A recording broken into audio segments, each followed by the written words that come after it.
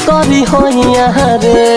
गाजीपुर से चलता दवैया रे, गाजीपुर से चलता दवैया रे। रोज रोज लागत आवे सुइया रे, रोज रोज लागत आवे सुइया रे। घरिहा से चलता दवैया रे, घरिहा से चलता दवैया रे।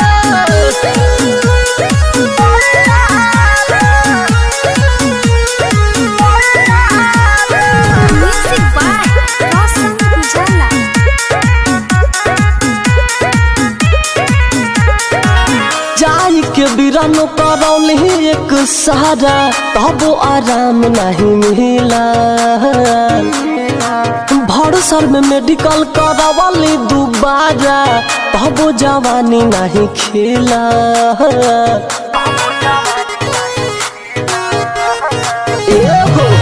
जाई के बिरानो करौली एक सहारा, तबो आराम नहीं मिला।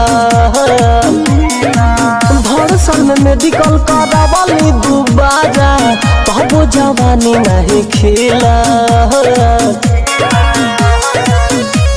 सूझे नहीं कवनो उपाय रे, मारले बधाई के नटैया रे। बहादुरगंज से चलता दवैया रे, गोपालपुर से चलता दवैया रे।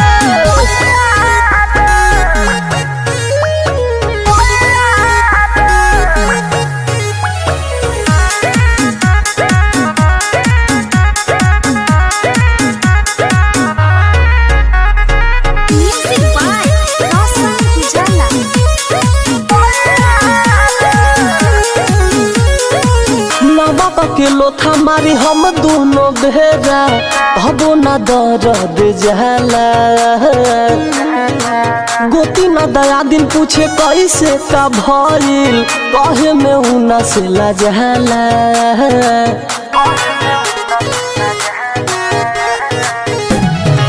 नमक के लोथा मारी हम दोनों बेरा, तबो न दर्द जाला। दया दिन पूछे कैसे का भइल, कहे में उना से लजला। सत्यम अनुज बाड़े कसैया रे, अंकित पाड़े करे ले लड़ैया रे। रामपुर से चलता दवैया रे, आसाना से चलता दवैया रे। रोज रोज लागत आवे सुइया रे, रोज रोज लागत आवे सुइया रे। मरद से चलता दवैया रे, गाय से चलता दवैया रे। बड़ी दुख बा।